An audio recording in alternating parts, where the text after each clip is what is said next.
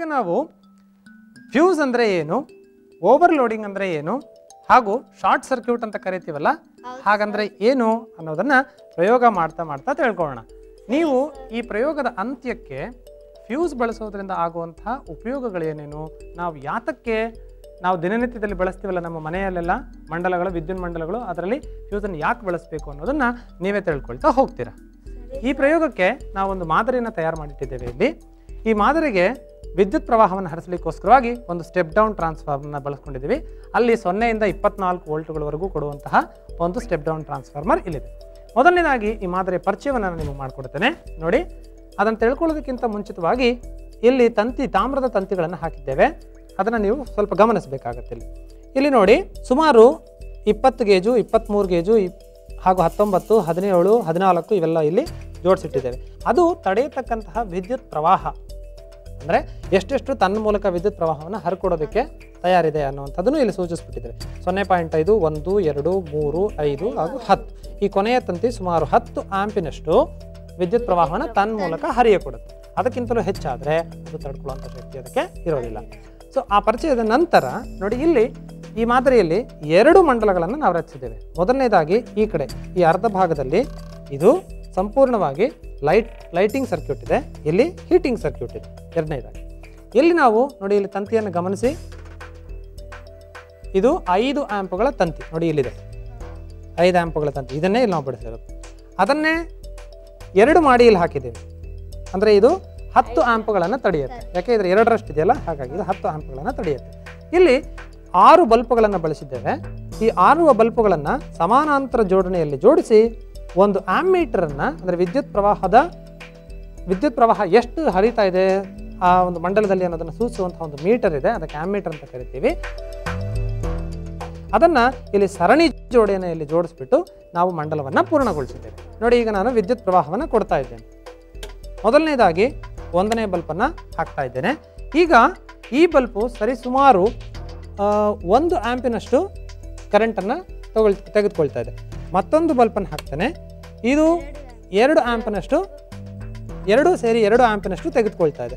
ಹಾಗೆಯೇ ಮತ್ತೊಂದು ಬಲ್ಪನ್ನು ಹಾಕ್ತಾನೆ, 3.5 ಆಂಪಿನಷ್ಟು ಕರೆಂಟನ್ನು ತೆಗೆದುಕೊಳ್ತಾ ಇದೆ. ಹಾಗೆಯೇ ಇನ್ನೂ ಒಂದು ಹಾಕ್ತೇನೆ ನಾನೀಗ ನೋಡಿ, ಒಟ್ಟು ಈಗ 5 ಆಂಪು ಆಗೋಯ್ತು. ಅಂದರೆ ಈ ವಯರ್ ತಡೆಯತಕ್ಕಂತಹ ಶಕ್ತಿ ಇಲ್ಲಿಗೆ ಮುಗಿದು ಹೋಯಿತು. ಇದಕ್ಕಿಂತಲೂ ಹೆಚ್ಚಿಗೆ ಹಾಕಿದ್ರೆ ಏನಾಗುತ್ತೆ, ಓವರ್ಲೋಡಿಂಗ್ ಅಂತ ಕರಿತೀವಿ. ಉದಾಹರಣೆಗೆ ಈಗ ನೀವು ಮನೆಗಳಲ್ಲೆಲ್ಲ ನೀರನ್ನು ತರ್ತೀರ ಅಲ್ವಾ, ಒಂದು ಬಿಂದಿಗೆಯಲ್ಲಿ ನೀರನ್ನು ತರ್ತೀರ. ನೀವು ಸಾಮಾನ್ಯವಾಗಿ ತರುವಂಥ ಬಿಂದಿಗೆ 1, ಅಕಸ್ಮಾತ್ ಯಾವುದೋ ಎಮರ್ಜೆನ್ಸಿಯಲ್ಲಿ ಏನು ಮಾಡ್ತೀರಾ, ಇನ್ನೂ ಒಂದು ಬಿಂದಿಗೆ ತಲೆ ಮೇಲೆ ಹೊತ್ಕೊಂಡು ಬರ್ತೀರ ಅಲ್ವಾ. ಹೊತ್ಕೊಂಡು ಬರೋಕೆ ಆಗುತ್ತೋ ಆಗೋದಿಲ್ವೋ? ಆಗುತ್ತೆ. ಆಗೋದೇ ಇಲ್ಲ ಅಂತೇನಿಲ್ಲ, ಆಗತ್ತೆ. ಅಂದರೆ ಬಹಳ ಸುಸ್ತು ಮಾಡ್ಕೊಂಡು ತೊಗೊಂಡು ಬರ್ತೀರ ಅಲ್ವಾ. ಆಗೋದೇ ಇಲ್ಲ ಅಂತ ಬಿಸಾಕೋದಿಲ್ಲ, ಸುಸ್ತು ಮಾಡ್ಕೊಂಡು ತೊಗೊಂಡು ಬರ್ತಾರೆ. ಹಾಗೆಯೇ ಈ ಮಂಡಲವೂ ಕೂಡ ಏನು ಮಾಡ್ತಾ ಇದೆ, ಬಹಳ ಸುಸ್ತು ಮಾಡಿಕೊಂಡು ಇವಾಗ ಕರೆಂಟನ್ನು ಡ್ರಾ ಮಾಡ್ತಾ ಇರುತ್ತೆ ಇಲ್ಲಿ. ಅಂದರೆ ಈಗ ಅಲ್ಲಿ ಎಷ್ಟಾಗ್ತಿದೆ, ಸುಮಾರು 6.5.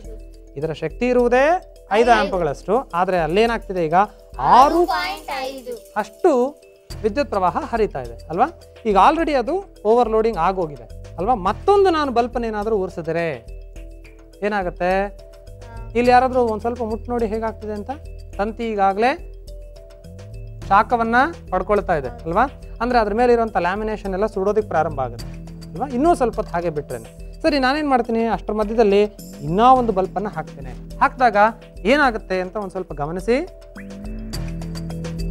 ನೋಡಿ. ಇಲ್ಲಿ ಏನಾಯ್ತಲ್ಲಿ, ಫ್ಯೂಸ್ ಏನಾಯ್ತು, ಕಟ್ ಆಯ್ತಲ್ಲಿ. ಅಂದರೆ ಆ ತಂತಿ ಏನಾಗುತ್ತೆ, ಕೆಂಪಗೆ ಕಾದು ಕರಗಿ ಕಟ್ಟಾಗಿ ಹೋಯ್ತು.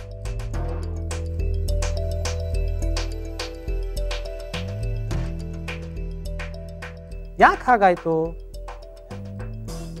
ಅಂದರೆ, ಆ ತಂತಿ ಏನಾಗಿದೆಯಲ್ಲ, ಆ ಮಾಡಲ್ಪಟ್ಟಿರುವಂತಹ ವಸ್ತು ಇದೆಯಲ್ಲ, ಆ ವಸ್ತು ಏನಿರುತ್ತಪ್ಪ ಅಂತಂದರೆ ಸೀಸಾ ಮತ್ತು ತವರಗಳ ಮಿಶ್ರಲೋಹದಿಂದ ಮಾಡಲ್ಪಟ್ಟಿರುತ್ತೆ. ಅದರ ಕರಗುವ ಬಿಂದು ಇರುತ್ತಲ್ಲ, ಅದು ಬಹಳ ಕಡಿಮೆ ಇರುತ್ತೆ. ಅಂದರೆ ಈ 5 ಆಂಪಿಗೆ ಸರಿ ಹೊಂದುವಷ್ಟು ಅದನ್ನು ತಯಾರು ಮಾಡಿರ್ತಾರೆ. ಹಾಗಾಗಿ ಅದಕ್ಕಿಂತಲೂ ಹೆಚ್ಚಾಯಿತು ಅಂತಂದರೆ ಅದು ಕರಗಿಬಿಟ್ಟು ಕಟ್ಟಾಗಿ ಹೋಗುತ್ತೆ. ಆ ರೀತಿಯಾಗಿ ಅದನ್ನು ತಯಾರು ಮಾಡಿರ್ತಾರೆ. ಸರಿ ಹೋಯ್ತಲ್ಲ.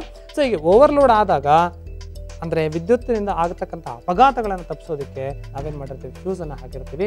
ಆಗ ಇಲ್ಲಿ ಆಗುವಂಥ ತೊಂದರೆಗಳನ್ನೆಲ್ಲ ತಪ್ಪಿಸೋದಕ್ಕೆ ಮುಂಚಿತವಾಗಿ ಏನಾಗುತ್ತೆ, ಇದು ಫ್ಯೂಸ್ ಕಟ್ಟಾಗಿ ಆಗುವಂಥ ಅವಘಡಗಳನ್ನು ತಪ್ಪಿಸೋದು. ಇದು ಮೊದಲನೇದಾಗಿ ಫ್ಯೂಸಿನ ಉಪಯೋಗ. ಸರಿ, ಈಗೇನು ಮಾಡೋಣ, ನಾವು ಇವುಗಳನ್ನು ಫ್ಯೂಸನ್ನು ಮತ್ತೆ ಜೋಡಿಸ್ತೇವೆ. ನೋಡಿ, ಇಲ್ಲಿ ನಾವು ಫ್ಯೂಸನ್ನು ಮತ್ತೆ ಜೋಡಿಸ್ತಾ ಇದ್ದೀವಿ, ಮಂಡಲವನ್ನು ಪೂರ್ಣಗೊಳಿಸ್ತಾ ಇದ್ದೀವಿ. ಮಂಡಲ ಪೂರ್ಣ ಆಯ್ತು. ಈಗ ಸರಿಯಲ್ಲ, ಮತ್ತೊಮ್ಮೆ ವಿದ್ಯುತ್ ಪ್ರವಾಹವನ್ನು ಕೊಡೋಣ. ನೋಡಿ, ಈಗೇನು ಮಾಡ್ತೀನಿ, ಈ ಮಂಡಲದಲ್ಲಿ ವಿದ್ಯುತ್ ಪ್ರವಾಹ ಹರಿತಾ ಇದೆ. ಇಲ್ಲಿ ಓವರ್ಲೋಡ್ ಆಗುವಂಥದ್ದೇನು ಬೇಕಾಗೇ ಇಲ್ಲ. ಈಗ ಇಲ್ಲಿ ಒಂದು ಫೇಸ್, ಒಂದು ನ್ಯೂಟ್ರಲ್, 2 ಲೈನ್ ಇರುತ್ತೆ. ಇವುಗಳನ್ನು ನಾನು ಏನಾದರೂ ಜೋಡಿಸಿದ್ದೀನಿ ಅಂದರೆ ಯಾವುದೇ ರೋಧವಿಲ್ಲದೆ ವಿದ್ಯುತ್ ಮಂಡಲವನ್ನು ಪೂರ್ಣಗೊಳಿಸಿದ್ದೀವಿ ಅಂತಂದರೆ ಅದನ್ನು ಝೀರೋ ರೆಸಿಸ್ಟೆನ್ಸ್ ಸರ್ಕ್ಯೂಟ್ ಅಂದರೆ 0 ರೋಧ ಇರುವಂತಹ ಒಂದು ಮಂಡಲ ಅಂತ ಕರಿತೀವಿ. ಹಾಗೇನಾದರೂ ಮಾಡಿದ್ದೀವಿ ರೋಧವಿಲ್ಲದೆ ಅಂತಂದರೆ ಅಲ್ಲಿ ಪ್ರವಾಹ ಅನ್ನುವಂಥದ್ದು ಅತಿ ಹೆಚ್ಚು ಹರಿಯುತ್ತೆ, ವಿದ್ಯುತ್ ಪ್ರವಾಹ ಅನ್ನೋದು. ಆವಾಗಲೂ ಕೂಡ ಏನಾಗುತ್ತೆ, ಈ ಫ್ಯೂಸ್ ಅನ್ನುವಂಥದ್ದು ಕಟ್ಟಾಗಿ ಮಂಡಲವನ್ನು ನಮಗೆ ಯಾವುದೂ ತೊಂದರೆ ಆಗದೆ ಇರೋ ಥರ ಕಾಪಾಡುತ್ತೆ. ಸರಿಯಿಲ್ಲ, ನೋಡಿ, ಈಗ ನಾನಿಲ್ಲಿ ಇದನ್ನು ಶಾರ್ಟ್ ಮಾಡ್ತಾ ಇದ್ದೀನಿ. ಏನಾಗುತ್ತೆ ಇಲ್ಲಿ ಫ್ಯೂಸ್ ಅಂತ, ಏನಾಯ್ತು, ಆ ಫ್ಯೂಸ್ ತಂತಿ ಏನಾಯ್ತು, ಉರಿದು ಮಂಡಲವನ್ನು ಅಪೂರ್ಣಗೊಳಿಸ್ಬಿಡ್ತು, ಮುಂದೆ ಆಗ್ತಕ್ಕಂತಹ ತೊಂದರೆಗಳನ್ನ ತಪ್ಪಿಸ್ತು ಅಂತ ನಮಗೆ ಗೊತ್ತಾಯ್ತು. ಇದು ಲೈಟಿಂಗ್ ಸರ್ಕ್ಯೂಟ್ನಲ್ಲಿ ಆಗ್ತಕ್ಕಂತಹ ಫ್ಯೂಸಿನ ಉಪಯೋಗ. ಹಾಗೆಯೇ ನಾವೇನು ಮಾಡೋಣ, ಈಗ ಇಲ್ಲಿ ಹೀಟಿಂಗ್ ಸರ್ಕ್ಯೂಟ್ಗೆ ಹೋಗೋಣ. ನೋಡಿ, ಇಲ್ಲಿ ಇದನ್ನು ನಾನು ಹೀಟಿಂಗ್ ಸರ್ಕ್ಯೂಟ್ಗೆ ಕನೆಕ್ಟ್ ಮಾಡ್ತಾ ಇದ್ದೇನೆ. ಇಲ್ಲೂ ಕೂಡ ಸಮಾಂತರ ಜೋಡಣೆಯಲ್ಲಿ ಅನೇಕ ಕಾಯಿಲ್ ಸುರುಳಿಗಳನ್ನು ನಾನು ಹಾಕಿದ್ದೇನೆ. ಇಲ್ಲಿ ಈ ಮಂಡಲ ಇದೆಯಲ್ಲ, ಇದು ಸುಮಾರು 10 ಆಂಪ್ಗಳಷ್ಟು ಕರೆಂಟ್ ತೆಗೆದುಕೊಳ್ಳುವಂಥ ಶಕ್ತಿ ಇರುತ್ತೆ ಈ ತಂತಿಗೆ. 10ಕ್ಕಿಂತಲೂ ಜಾಸ್ತಿ ಆಯಿತು ಅಂದರೆ ಅಲ್ಲಿ ಓವರ್ಲೋಡಿಂಗ್ ಆಗುತ್ತೆ, ಅಲ್ಲಿ ಮಂಡಲ ಅಪೂರ್ಣವಾಗುತ್ತೆ. ಅದನ್ನು ಪರೀಕ್ಷೆ ಮಾಡಿ ನೋಡೋಣ. ಈಗ ನೋಡೋಣಲ್ಲ, ನೋಡಿ, ನಾನೀಗ ಇದಕ್ಕೆ ವಿದ್ಯುತ್ ಪ್ರವಾಹವನ್ನು ಕೊಡ್ತಾ ಇದ್ದೇನೆ. ಗಮನಿಸಿ ಏನಾಗುತ್ತೆ ಅಂತ ಹೇಳಿ. ಮೊದಲನೇ ಸುರುಳಿ ವಿದ್ಯುತ್ ಪ್ರವಾಹವನ್ನು ತೆಗೆದುಕೊಂಡು ಕೆಂಪಗೆ ಕಾಯೋದಕ್ಕೆ ಪ್ರಾರಂಭ ಮಾಡುತ್ತದೆ. ಇನ್ನು ಒಂದು ಸುರುಳಿಯ ತಂತಿಯನ್ನು ನಾನೀಗ ಸಂಪರ್ಕಕ್ಕೆ ತರ್ತೀನಿ. ಇವೆರಡೂ ಸೇರಿ ಈಗ ಸುಮಾರು 6 ಆಂಪ್ಗಳಷ್ಟು, ನೋಡಿ ಇಲ್ಲಿ ಗೊತ್ತಾಗುತ್ತೆ, 2, 4, 6 ಆಂಪ್ಗಳಷ್ಟು ವಿದ್ಯುತ್ ಪ್ರವಾಹವನ್ನು ತೆಗೆದುಕೊಳ್ತಾ ಇದೆ. ನಾನೀಗ ಇನ್ನೊಂದನ್ನು ಈ ಮಂಡಲಕ್ಕೆ ಜೋಡಿಸಿದ್ದೀನಿ ಅಂತಂದರೆ ಅದು ಓವರ್ಲೋಡ್ ಆಗುತ್ತೆ, 10ಕ್ಕಿಂತಲೂ ಜಾಸ್ತಿ ಆಯಿತು. ಸ್ವಲ್ಪ ಸಮಯದ ನಂತರ ಏನಾಗುತ್ತೆ, ಅದು ಕಾದು ಕರಗಿ ಕಟ್ಟಾಗಿ ಮಂಡಲವನ್ನು ಅಪೂರ್ಣಗಳು. ನೋಡಿ, ಈಗ ಸ್ವಲ್ಪ ಸಮಯದ ನಂತರ ಅದು ಕೆಂಪಗೆ ಕಾಯ್ತಾ ಇದೆ. ಇನ್ನೂ ಹೆಚ್ಚು ಹೊತ್ತು ಹಾಕಿದ್ದೀವಿ ಈ ಮಂಡಲವನ್ನು, ಹಾಗೆ ಮುಂದುವರಿಸಿದ್ದೀವಿ ಅಂತಂದರೆ ಈ ಫ್ಯೂಸ್ ತಂತಿ ಅನ್ನುವಂಥದ್ದು ಕರಗಿ ಕಟ್ಟಾಗುವಂಥ ಸಾಧ್ಯತೆಗಳು ಇದೆ. ಹಾಗೆ ಅದನ್ನು ನಾವು ಶಾರ್ಟ್ ಸರ್ಕ್ಯೂಟ್ ಮಾಡಿದ್ದೀವಿ ಅಂತ ಇಟ್ಕೊಳ್ಳಿ. ನೋಡಿ, ಏನಾಗುತ್ತೆ, ಈಗ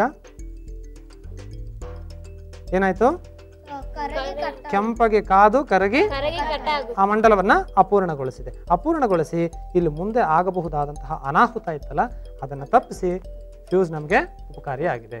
ಗೊತ್ತಾಯ್ತಲ್ಲ ಫ್ಯೂಸ್ನ ಉಪಕಾರ ಏನು ಅಂತ.